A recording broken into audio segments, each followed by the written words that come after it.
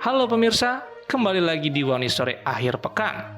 Hari ini, One Story akhir pekan akan merangkum informasi mengenai Perdana Menteri Israel Benjamin Netanyahu membantah tuduhan bahwa IDF sengaja menembaki warga Palestina yang mengantri bantuan di Gaza.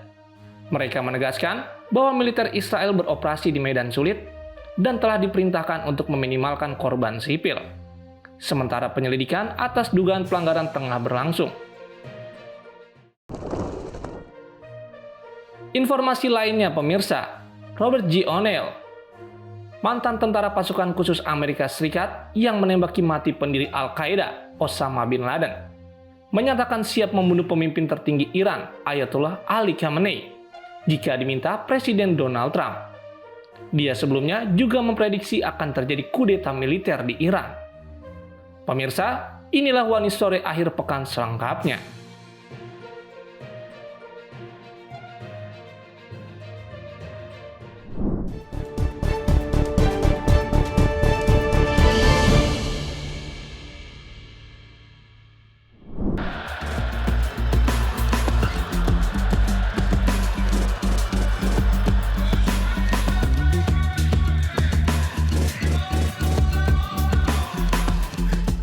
Ratusan ribu warga Iran turun ke jalan-jalan utama Teheran pada Sabtu 28 Juni untuk menghadiri pemakaman kenegaraan sejumlah tokoh penting yang gugur dalam konflik Israel-Iran.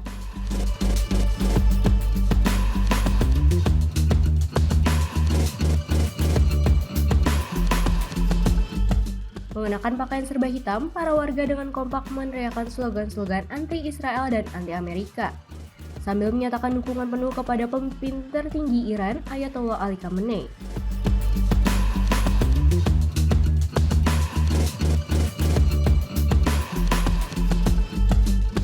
Teriakan "Pemimpin yang mulia, kami siap" menggema di antara lautan massa, dan juga mengibarkan bendera dan membawa spanduk penghormatan bagi para korban.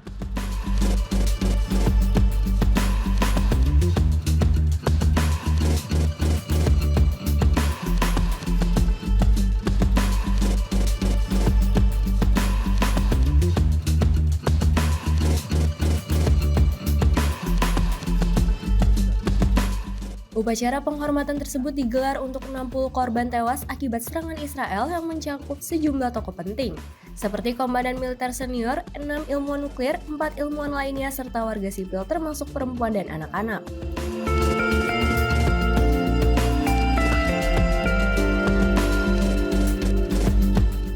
Pejabat tinggi yang dimakamkan yaitu mantan komandan IRGC Hussein Salami, ex-kepala staf angkatan bersenjata Iran Muhammad Bagheri, dan mantan pemimpin Angkatan Udara IRGC Amir Ali Haji Zadeh.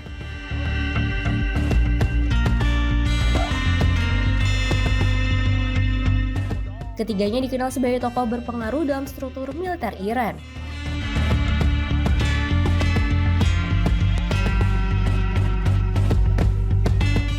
Konflik yang terjadi selama hampir 2 pekan itu memakan banyak korban di kedua belah pihak, sebelum akhirnya dihentikan melalui gencatan senjata yang dimediasi oleh Amerika Serikat.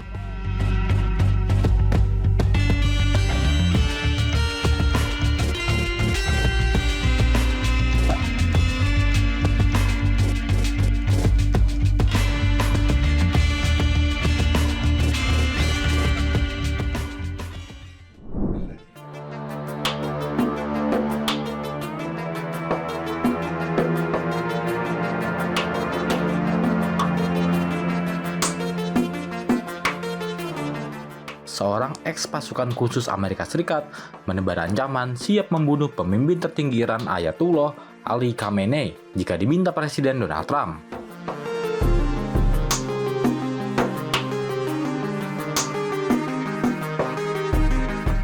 Eks-pasukan khusus Amerika Serikat itu merupakan sosok yang menembak mati pendiri Al-Qaeda, Osama bin Laden.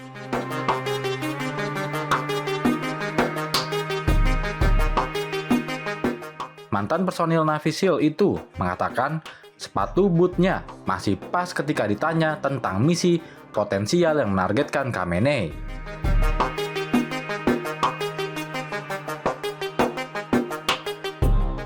Dia sebelumnya memprediksi Korps Garda Revolusi Islam atau IRGC Iran akan melakukan kudeta militer.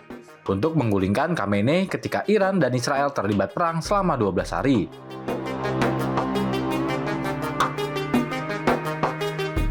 Faktanya, prediksi tersebut meleset. Khamenei telah muncul di depan publik Iran dan menyatakan kemenangan perang atas Israel dan Amerika Serikat.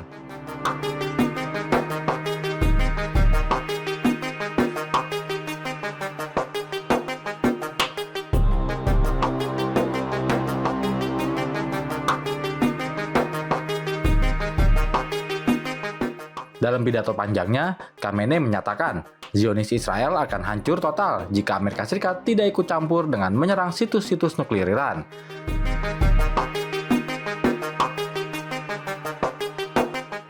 Khamenei mengatakan Amerika Serikat juga gagal mencapai hasil apapun dari intervensinya. Lalu ia ucapkan selamat untuk kemenangan Iran tercinta atas rezim Amerika yang selalu menilai buruk Teheran. Khamenei juga memuji apa yang dia gambarkan sebagai persatuan luar biasa rakyat Iran selama konflik baru-baru ini.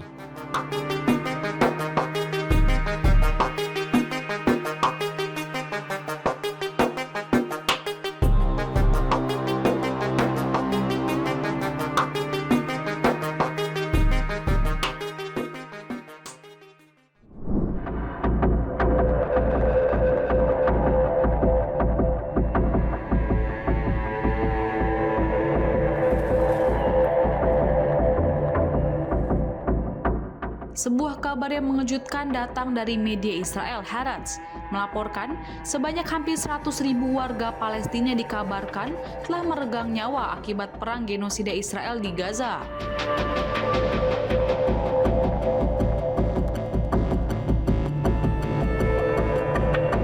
Apabila dihitung, jumlah ini setara dengan sekitar 4% dari total populasi wilayah kantong Palestina yang terkepung itu.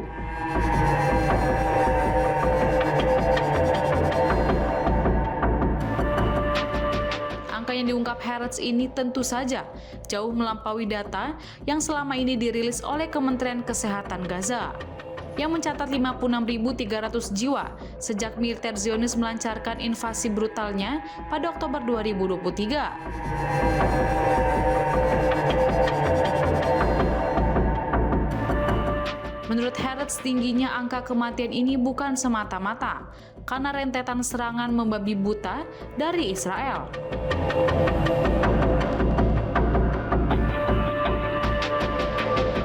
Ada faktor lain yang tak kalah mematikan dampak tidak langsung dari perang.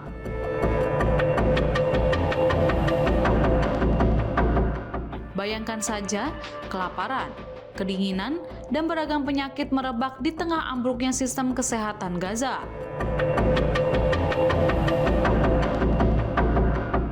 Kondisi inilah yang menjadi ladang kematian baru yang tak terlihat oleh mata telanjang.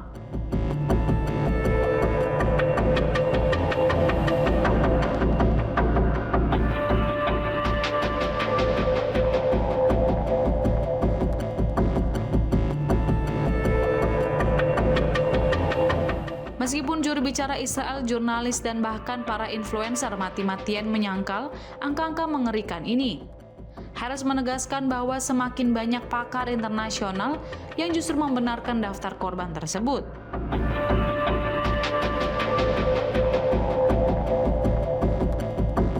Salah satu pakar, Profesor Michael Spagat, ekonom di kampus Holloway Universitas London, seorang ahli kelas dunia tentang kematian dalam konflik kekerasan.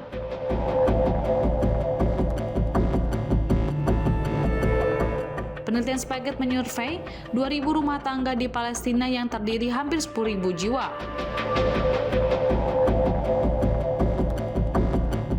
Penelitian itu menyimpulkan bahwa pada Januari 2025, sekitar 75.200 orang meninggal dengan kekerasan di Gaza selama perang dan sebagian besar disebabkan oleh amunisi Israel.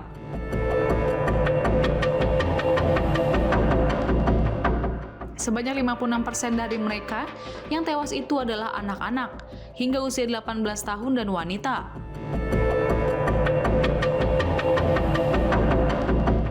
Spygate mengatakan data survei tersebut membuat perang Gaza sebagai salah satu konflik paling berdarah di abad ke-21.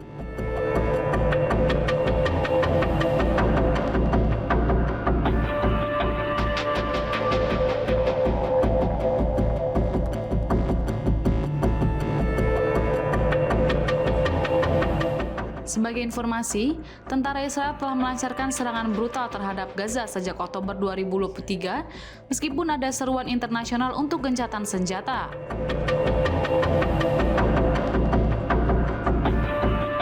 November lalu, Pengadilan Kriminal Internasional mengeluarkan surat perintah penangkapan untuk Perdana Menteri Israel Benjamin Netanyahu dan mantan Menteri Pertahanannya Yoav Gallant atas kejahatan perang dan kejahatan terhadap kemanusiaan di Gaza.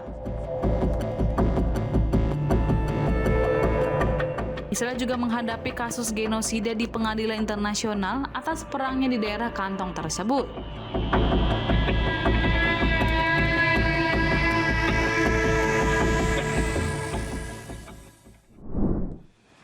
יש לנו יום קשה היום. אנחנו איבדנו 7 מחיילינו הגיבורים שנפלו במערכה להכרעת החמאס. Perdana Menteri Israel Benjamin Netanyahu dan Menteri Luar Negeri Israel Katz menegaskan militer Israel IDF beroperasi dalam kondisi sulit menghadapi musuh yang bersembunyi di balik warga sipil.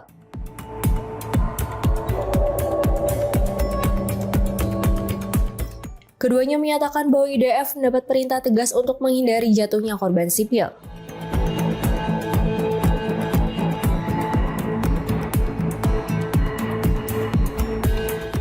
IDF pun membantah laporan dari Haaretz yang menuduh pasukan mereka sengaja menembaki warga Palestina yang mengantri bantuan.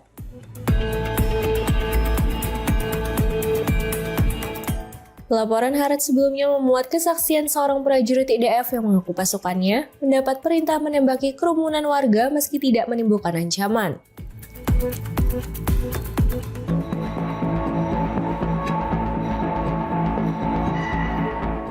Ia menyebut kondisi tempat yang berjaga sebagai medan pembunuhan dan mengatakan warga sipil diperlakukan seperti musuh tanpa ada upaya pengendalian massa. Sebagai respons, Advokat Jenderal Militer Israel memerintahkan penyelidikan atas dugaan kejahatan perang.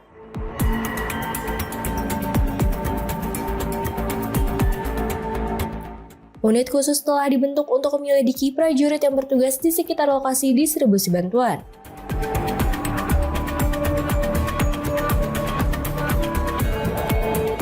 Sejak 27 Mei, lebih dari 500 warga Palestina dilaporkan tewas di dekat lokasi distribusi bantuan Gaza Humanitarian Fund. GHF yang didukung Amerika Serikat telah dikritik karena buruknya penyaluran bantuan.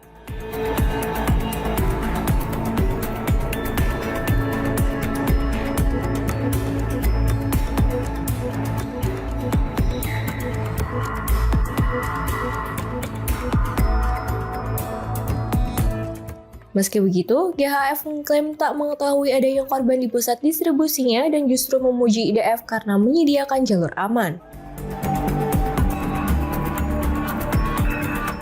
Namun, mereka tetap menyerukan investigasi terbuka atas tuduhan tersebut.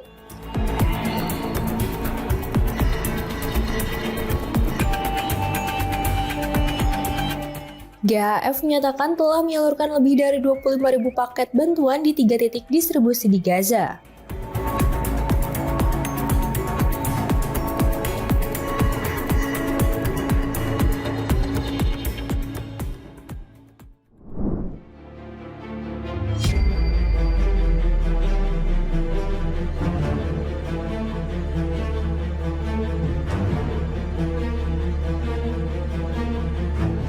Kelompok Houthi Yaman telah menembakkan rudal balistik ke wilayah Israel pada hari Sabtu, 28 Juni 2025.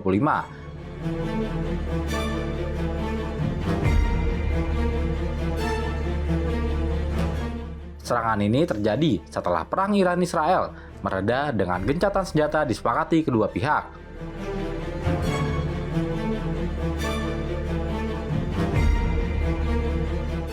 Pasukan Pertahanan Israel atau IDF mengonfirmasi serangan rudal datang dari wilayah Yaman.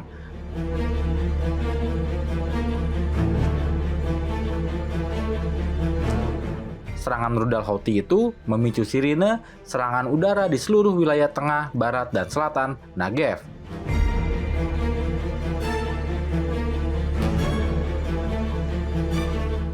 Serta di wilayah Arafah dan Laut Mati, serta sebagian wilayah Yudea.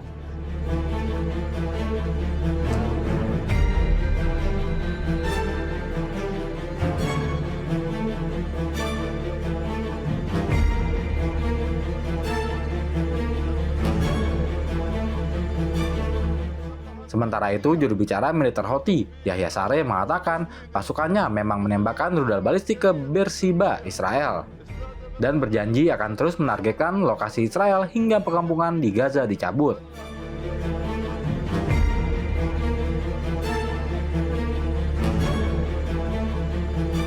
Serangan itu, kata Saree, adalah bagian dari apa yang dia sebut sebagai pertempuran kemenangan yang dijanjikan dan jihad suci.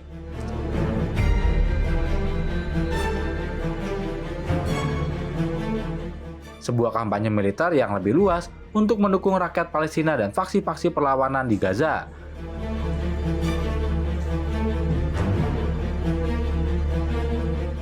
Menurut pernyataan Saree, operasi tersebut menargetkan apa yang digambarkannya sebagai lokasi Israel yang sensitif menggunakan rudal balistik.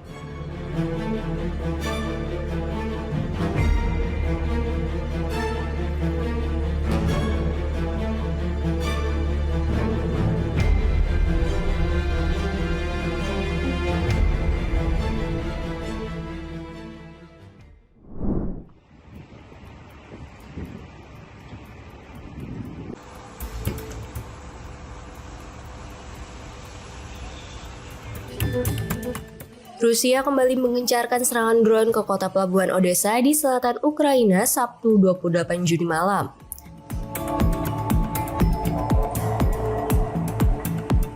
Serangan ini menewaskan 2 orang dan melukai sedikitnya 14 lainnya.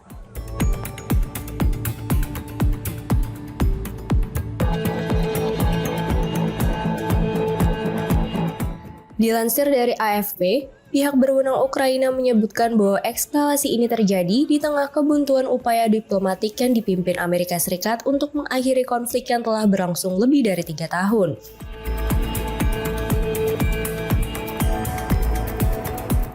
Gubernur Odessa mengatakan bahwa jenazah korban serangan drone Rusia ditemukan di bawah reruntuhan bangunan.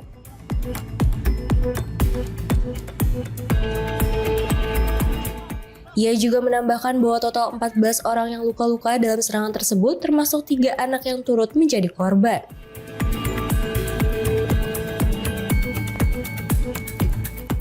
Sementara itu, dari wilayah Kherson, yang juga berada di selatan Ukraina, serangan terpisah yang dilakukan pasukan Rusia menyebabkan 1 orang tewas dan 3 lainnya terluka.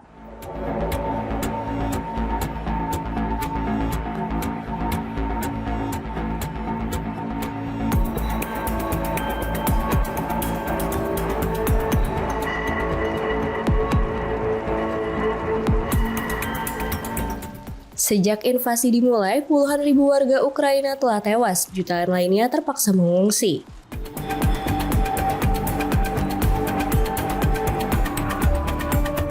Dan sebagian besar wilayah timur Ukraina mengalami kehancuran. Dalam upaya membalas agresi ini, Ukraina juga terus melancarkan serangan balik terhadap Rusia.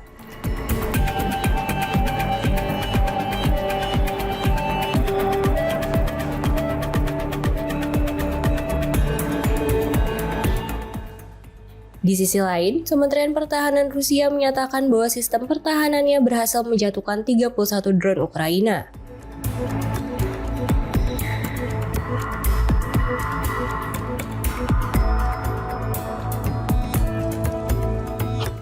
Selain itu, Moskow mengklaim telah menguasai sebuah desa di wilayah Donetsk, salah satu wilayah yang sejak akhir 2022 diklaim Kremlin sebagai bagian dari Federasi Rusia.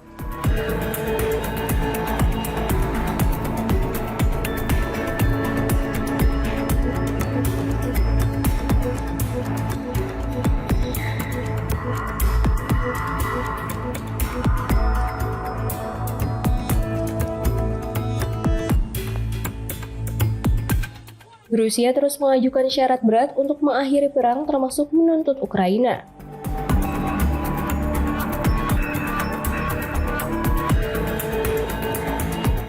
Menyerahkan lebih banyak wilayah serta menghentikan kerjasama militernya dengan negara-negara barat.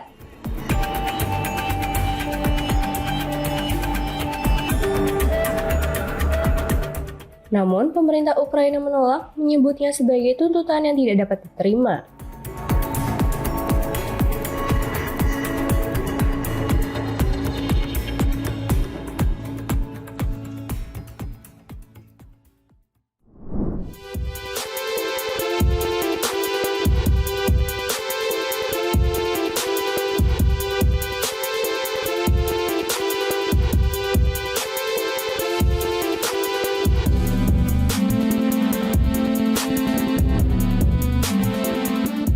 Para aktivis menggelar aksi protes di Venesia pada Sabtu 28 Juni, menandai hari terakhir perayaan pernikahan pendiri Amazon Jeff Bezos dan Lauren yang berlangsung selama 3 hari. Aksi tersebut mengumpulkan sekitar 1.000 orang di depan stasiun kereta kota sebelum melakukan long march sejauh 1,5 km menuju jembatan Rialto yang terkenal.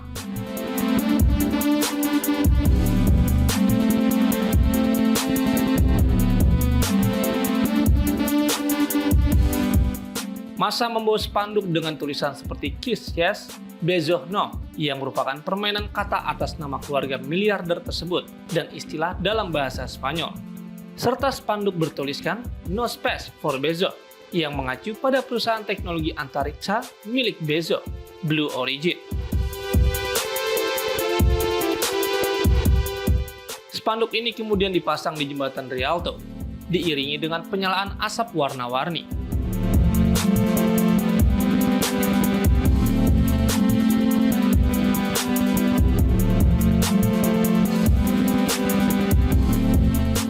Salah satu aktivis menyatakan bahwa Bezos dianggap menggunakan Venesia sebagai latar belakang glamor untuk pernikahannya, yang dinilai sebagai simbol ketidaksetaraan dan elitisme. Salah satu media internasional menyebut Bezos sebagai orang terkaya keempat di dunia dengan perkiraan kekayaan bersih sebesar 227 miliar dolar Amerika Serikat atau sekitar 3,69 kuadriliun rupiah.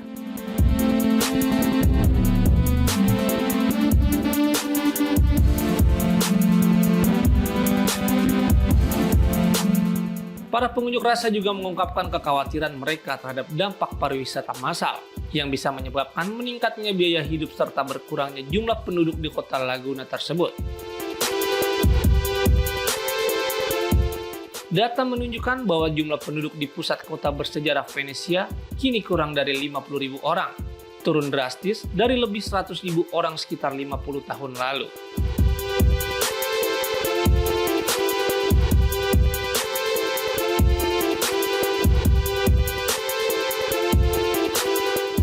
Akibat kekhawatiran gangguan selama perayaan, Bezos dan istrinya memilih memindahkan pesta penutupan dari distrik pusat ke Arsenale Venesia, sebuah lokasi yang lebih terpencil di bagian timur kota.